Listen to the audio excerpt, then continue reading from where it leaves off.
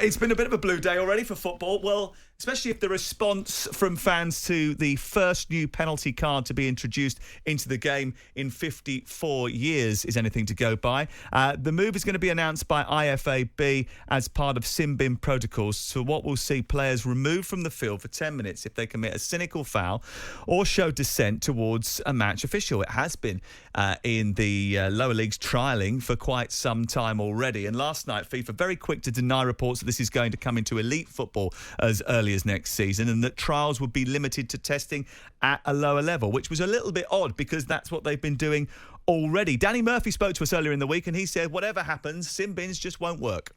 I was all for the beginning of the season, the referees dishing out cards to players who start remonstrating quickly, getting in the face, all for it. Get rid of the petulance. Booking the managers, booking the coach, booking the players. As soon as you're petulant, get them booked. Look, football's entertainment. All you're going to get with sin bins, all you're going to get is one team and they'll work on it in training quickly. You're a player down, you drop off. You'll have 10-minute spells in games where it's like a training practice. You'll have one team defending and one team attacking, and everyone will just do it. You'll automatically fall into a low block to get through that 10 minutes. That's exactly what will happen. One player less in a game of football of two teams with equal quality is hugely significant. The whole dynamic of football will change. It will be an absolute joke as a spectacle. Did they fly a kite in sort of the way that political parties often do? Let it be known that this was a possibility, test the response, and now backtrack? Possibly. I don't know, but what I don't know... Because the backlash has been quite severe. Well, there's always a backlash to anything that's new. There's always a backlash to something that changes the dynamics of something. I'm sure there was a backlash when it went from 2 points to 3 points. I'm sure there was a backlash when goalkeepers couldn't pick the ball up anymore, and so on and so forth. It's whether this is for the greater good. I'm always for evolution and for changing things for the better. But I'm not entirely sure what this is changing and what it's trying to achieve. The idea that referees need to be given more authority and the ability to be able to deal with dissent more comprehensively has yet to distill. We're seeing like a 30-40% increase in yellow cards being given to players. The penny drops, or does it? Because we've still got players pulling the shirts off one another in a penalty box. But notwithstanding that, the consequences of a greater strident approach from referees has yet to find its level. So why are we introducing another level of refereeing conundrum or consideration rather than simply you open your trap as a player, yellow card, you open it again, you get sent off? But it's not just for dissent, it is for the cynical foul as well. And Martin, one of Stuart Pearce's pet peeves is that cynical foul that breaks up a promising attack, and it happens quite a lot. It's what you would call a professional foul. Do you think this is something that needs tidying up, and do you think it will work? I don't think it'll work. For me, it's a red card for the blue card. We shouldn't be using it. What we should be doing is just strengthening what we already have, the current system. So a cynical tackle, send someone off. Absolutely right. Just send them off. Why we just need a 2-card system? It's a good job Graham Poll's still not around because I don't know how many cards he would be handing out. We're complicating things too much. So for me, it gets a red card and we shouldn't be introducing it. And I hope FIFA now or UEFA have stepped in and said they don't want it. Why are we messing around and complicating? The game's a simple game. Just keep it simple. Are you just not resistant to change? Because some people might say it's been working in the lower leagues and it's had a good effect. No, I'm all for change. In fact, I embrace change. The right change. But this doesn't. I don't think this improves things. I think it just further complicates it. We have enough to concern ourselves with at the moment, don't we?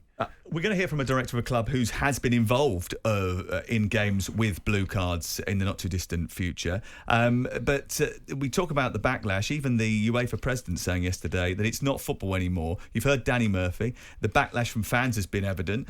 Do you think the IFAB will care about that?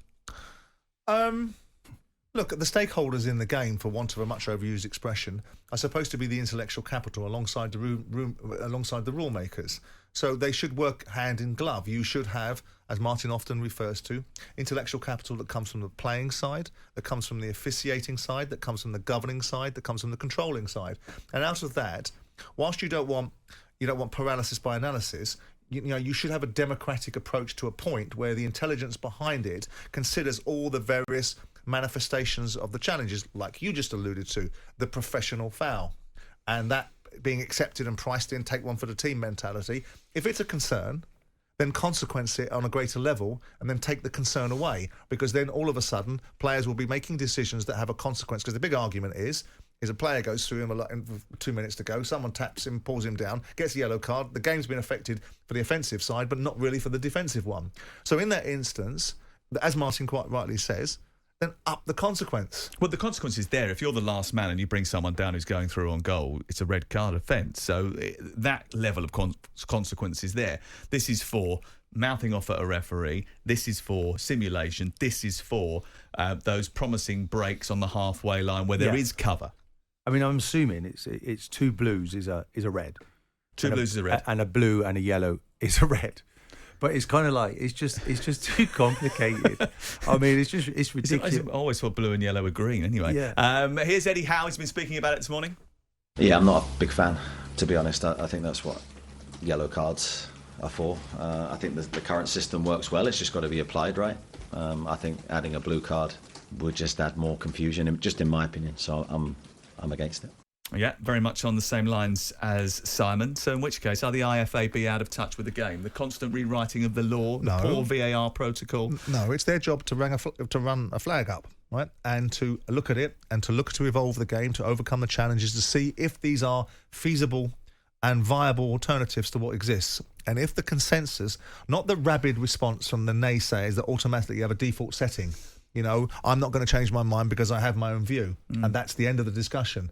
And there is a lot of that goes on in football. Those that decided that VAR was not something they wanted from the get-go are going to spend their entire time finding a way to discredit it, rather than accepting that it's here and looking at the principles of what it's improving rather than the failings that it has at this moment in time. So with that in mind, I don't think that the IFAB... So it wasn't so long ago that Marco van Basten was sitting in an IFAB environment suggesting the offside rule should be removed. And these discussions get had, they get kicked around, they get ruminated upon, and they get elected upon, or they get removed. So, and the only way, I suspect, is to trial these things in a live situation. I'm not suggesting that lower leagues have lesser importance than the Premier League and the FA Cup and so on and so forth, but it operates at a different level of intensity, a different level of refereeing expectation in a sort of a non-elite game than it does in an elite game. I'm not for it, not because I'm just someone that sits in a manger, a dog in a manger, saying I want it to stay the same. I want it to evolve. But what I really want is referees to grow a pair, make decisions, and deal with those decisions. That, you know, this idea that players can fall over on the pitch and get games stopped, when once upon a time the only rule was if it's a head injury. Now it's when everyone decides, right? And if you don't do that, the other players get all offended.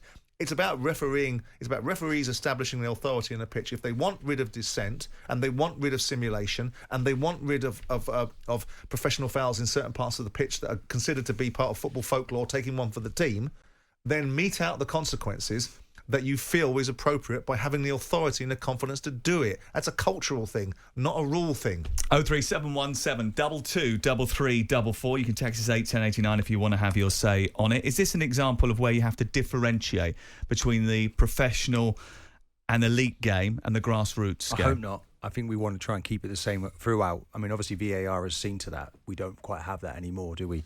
And I think there's a suggestion as well, isn't there, that the FA want to look at VAR and this semi-automated technology that they don't believe is ready yet. And I find that astonishing. Jim White and Simon Jordan. Monday to Friday mornings from 10 on AM, on DAB, via the talkSPORT app and on your smart speaker. talkSPORT.